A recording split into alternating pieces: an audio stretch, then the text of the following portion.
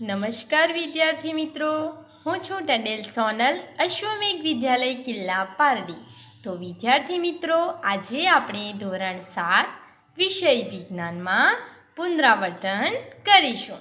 એમાં આપણે વિભાગ ડ નીચેના પ્રશ્નોના મુદ્દાસર જવાબ લખો. એમાં આપણે અમુક પ્રશ્નોનું પુનરાવર્તન કરીશું અને એ રીતે આપણે તૈયારી પણ કરીશું. તો આપણે પહેલો પ્રશ્ન જોઈએ કે લેબોરેટરી થર્મોમીટરની આકૃતિ દોરી તેની રચના અને કાર્ય સમજાવો. તો મિત્રો, આપણને આ પ્રકારે પ્રશ્ન પૂછાઈ શકે છે. લેબોરેટરી થર્મોમીટર અથવા તો ક્લિનિકલ થર્મોમીટર પણ પૂછાઈ શકે છે. માટે મિત્રો, આપણે બંને પ્રશ્નોની તૈયારી કરવાની રહેશે. તો આપણે અહીં જોઈશું કે લેબોરેટરી થર્મોમીટરની આકૃતિ દોરી તેની રચના અને કાર્ય સમજાવો. તો આપણે જોઈએ. તો મિત્રો, તમે અહીં જોઈ રહ્યા છો લેબોરેટરી થર્મોમીટર, બરાબર છે. આ શું છે? Laboratory thermometer. આપણને પ્રશ્નમાં કહ્યું છે કે લેબોરેટરી થર્મોમીટરની આકૃતિ દોરવાની છે. તો આપણે પ્રશ્નમાં લખ્યું છે એટલા માટે આકૃતિ દર્શાવવાની રહેશે. તો આપણે આ જોઈ શકીએ છીએ લેબોરેટરી થર્મોમીટર. તમારે આ રીતે લેબોરેટરી થર્મોમીટર દોરવાનું રહેશે. સૌપ્રથમ જોઈએ લેબોરેટરી થર્મોમીટરમાં. તો આપણને અહીં જે દેખાય છે તો આ છે પારો. આ શું છે? પારો. તો આપણે અહીં દર્શાવીશું પારો. આગળ જોઈએ તો આ જે છે આ પણ આપણે કહી શકીએ છીએ કે પારો. તો અહીં પણ આપણે દર્શાવી દઈએ પારો. આગળ જોઈએ તો આ છે કાચની નળી. લેબોરેટરી થર્મોમીટર શેની બનેલી છે? તો કાચની નળી. તો અહીં દર્શાવીશું કાચની નળી. ત્યારબાદ અહીં છે બારીક વે.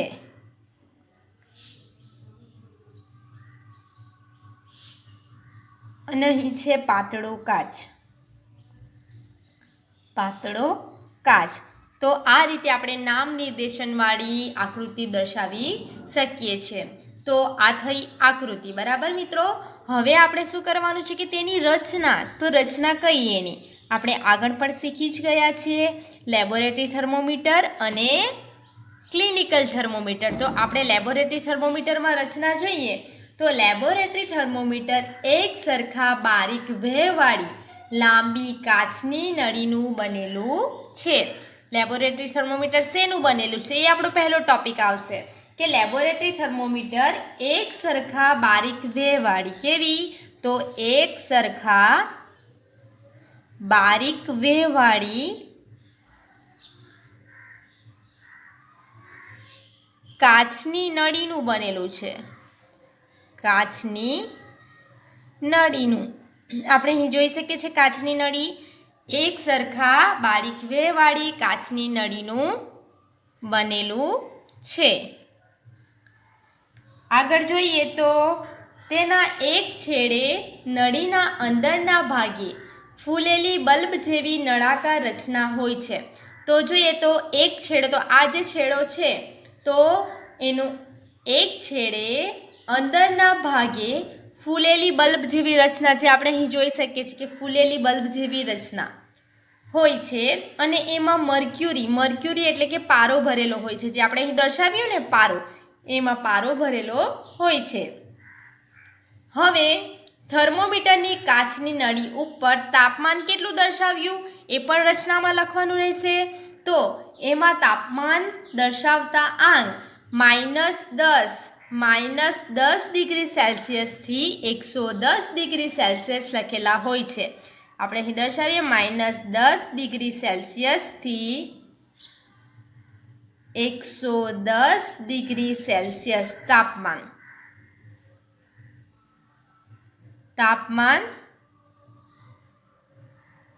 દર્શાવેલ હોય છે. બરાબર છે મિત્રો કે -10 ડિગ્રીથી 110 ડિગ્રી સુધીનું તાપમાન દર્શાવેલું હોય છે. તો આ થઈ એની રચના કે પહેલું કે એક સરખા બારીક વેવાળી કાચની નળીનું બનેલું છે. બીજું જોયું કે અંદરના ભાગે બલ્બ જેવી ફૂલેલી રચના. બીજો ટોપિક છે બલ્બ જેવી ફૂલેલી રચના. એમાં શું ભરેલું છે? તો એમાં પારો ભર્યો છે, બલ્બ જેવી ફૂલેલી રચના, અને ત્રીજો ટોપિક છે -10 ડિગ્રી સેલ્સિયસથી 110 ડિગ્રી સેલ્સિયસ તાપમાન દર્શાવેલું હોય છે. તો એમાં કઈ રીતે તાપમાન દર્શાવેલું હોય એ આપણે લખી શકીએ છીએ. હવે એનું થયું કાર્ય. રચના આપણે જોયું. હવે છે કાર્ય. તો જે પદાર્થનું તાપમાન માપવું હોય તે પદાર્થના સંપર્કમાં, હવે એનું કાર્ય શું છે? આ લેબોરેટરી થર્મોમીટર તો કોઈ પણ પદાર્થનું તાપમાન માપવાનું હોય તો તે પદાર્થના સંપર્કમાં મર્ક્યુરી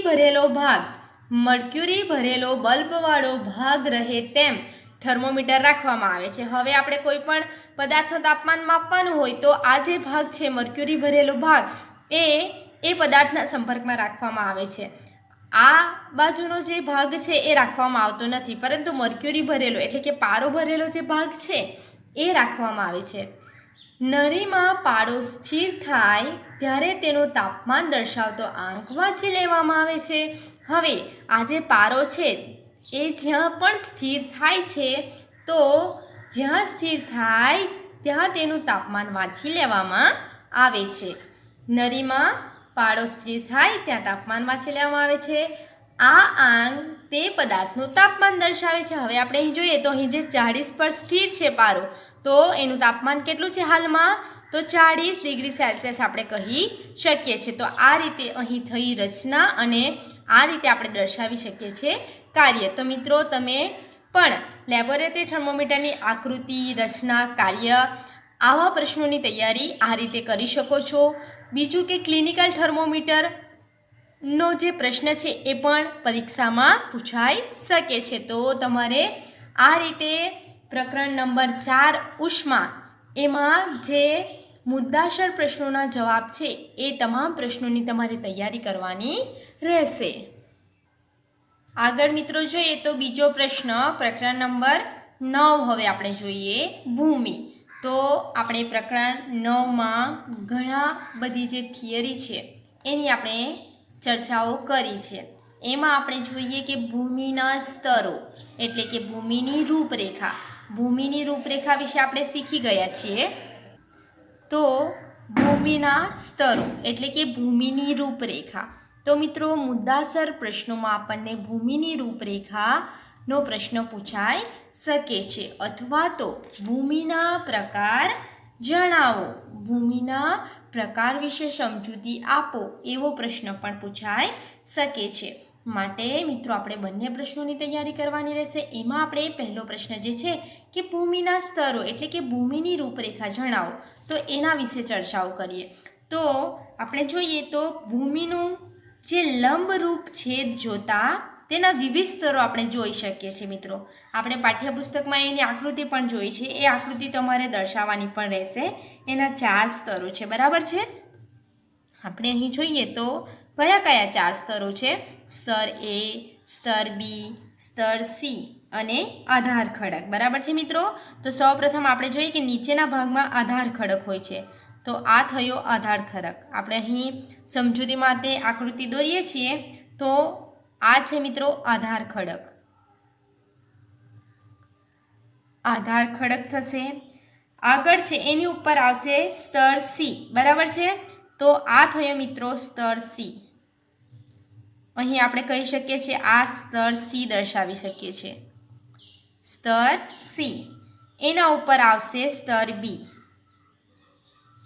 સ્તર B આવશે. અને એકદમ ઉપરના ભાગમાં આવશે A સ્તર. આ છે A સ્તર. તો આ રીતે આપણે ભૂમિના સ્તરોની રૂપરેખા, આપણે ફક્ત અહીં સમજૂતી માટે આકૃતિ દોરી છે. તમે જ્યારે આકૃતિ દોરો ત્યારે તમારી વ્યવસ્થિત આકૃતિ દોરવાની રહેશે. તો ભૂમિના આ સ્તરો ક્ષિતિજ તરીકે ઓળખાય છે. ખાસ યાદ રાખવું મિત્રો કે ભૂમિના આ જે સ્તરો છે એ ક્ષિતિજ તરીકે ઓળખાય છે. ભૂમિના દરેક સ્તર તેના રચના, રંગ, ઊંડાઈ અને રાસાયણિક બંધારણમાં ભિન્નતા ધરાવે છે. સૌપ્રથમ આપણે ચર્ચા કરીએ સ્તર A વિશેની. તો સ્તર A તે ભૂમિનું સૌથી ઉપરનું સ્તર છે. આપણે જોઈ શકીએ છીએ કે સૌથી ઉપરનું સ્તર કયું? તો સ્તર A એ સૌથી ઉપરનું સ્તર છે. આ સ્તરને ઉપરી ભૂમિ પણ કહે છે. ઉપરી ભૂમિ કોને કહે એવો પ્રશ્ન પૂછાય તો એ સ્તરને ઉપરી ભૂમિ પણ કહે છે.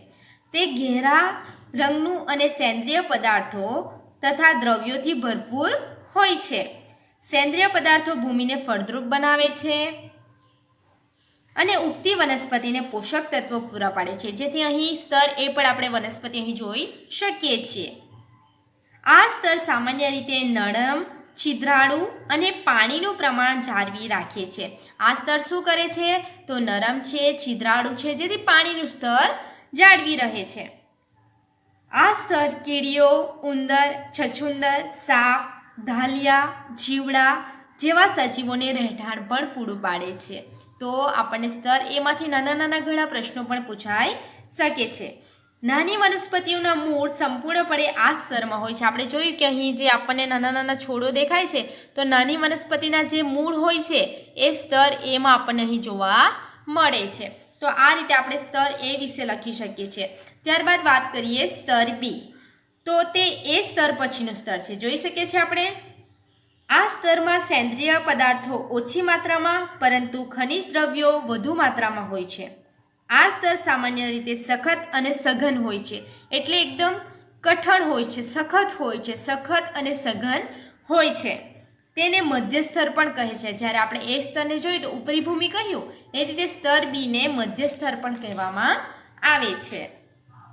સ્તર સી વિશે જોઈએ તો તે ભૂમિનું ત્રીજું સ્તર છે.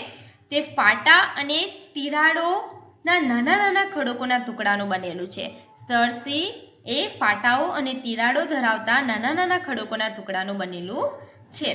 ત્યારબાદ નીચે જે છે એ આધાર ખડક, આ ભૂમિનું જે આધાર છે તો આધાર ખડક. સી સ્તરની નીચે આધાર ખડક હોય છે. આપણે જોઈએ કે સી સ્તર છે એની નીચે આધાર ખડક છે.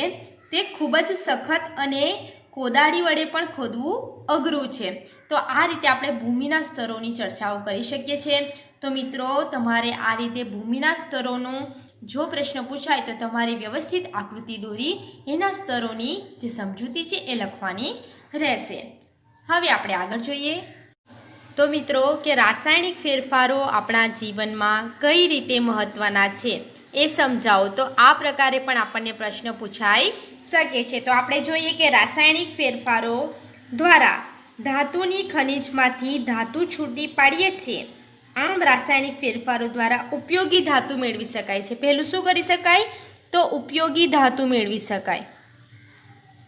ઉપયોગી ધાતુ મેળવી શકાય છે. બરાબર છે મિત્રો.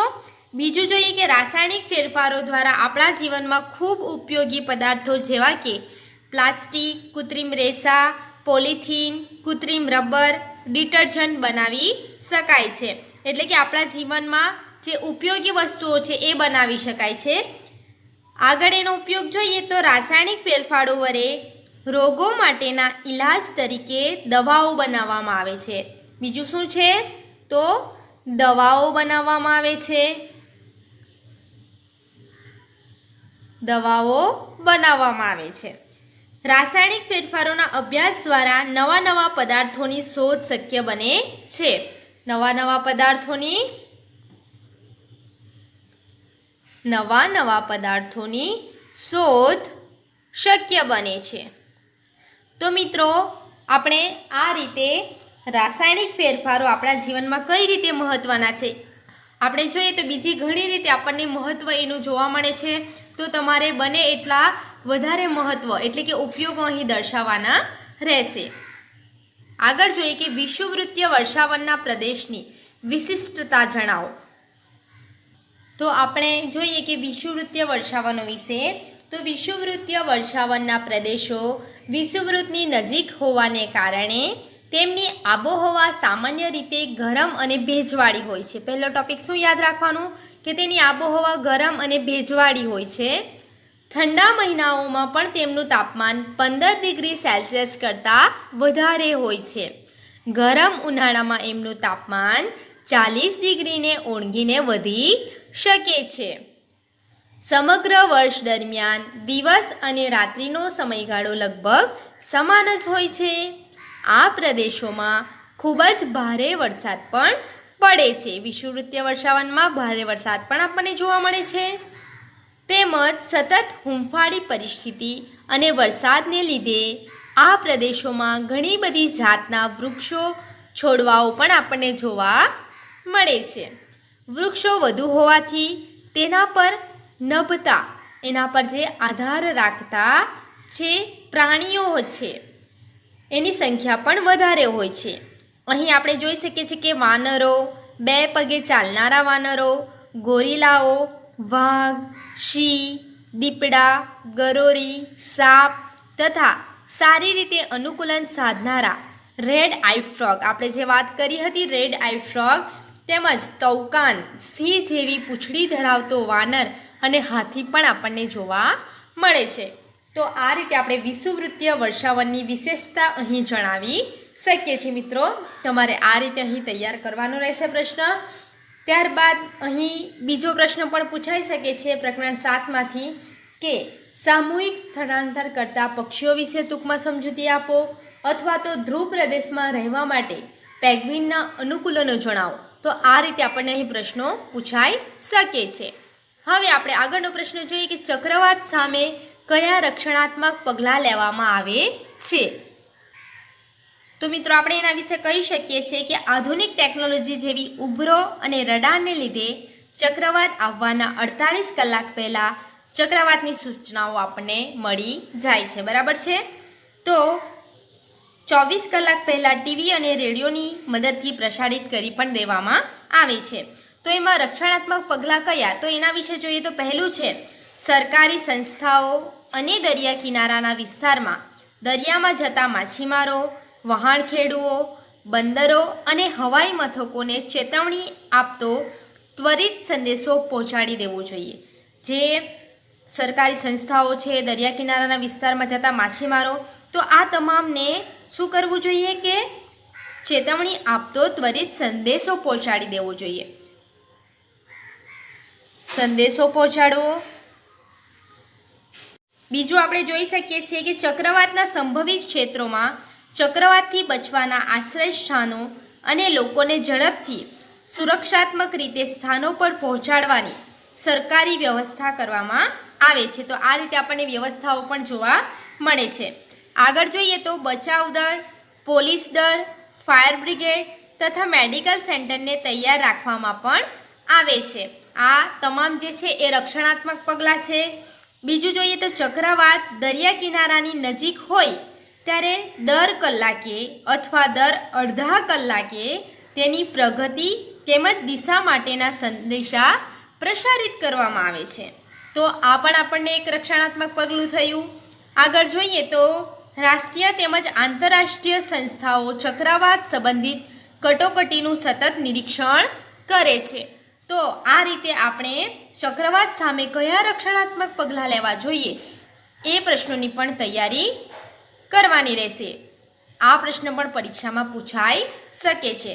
તેમજ બીજા પ્રકરણ 8ના કયા કયા પ્રશ્નો પૂછાઈ શકે છે? તો ગાજવીજ સાથેના વાવાઝોડા વખતે કઈ સાવચેતી રાખવી જોઈએ? આ પ્રશ્નો જે છે એ પણ પૂછાઈ શકે. ચક્રવાતની વિનાશક અસરો જણાવો. તો આ તમામ જે વિસ્તૃત પ્રશ્નો છે એની તૈયારી સેક્શન ડી માટે તૈયાર કરવાના રહેશે. થેન્ક યુ વિદ્યાર્થી મિત્રો.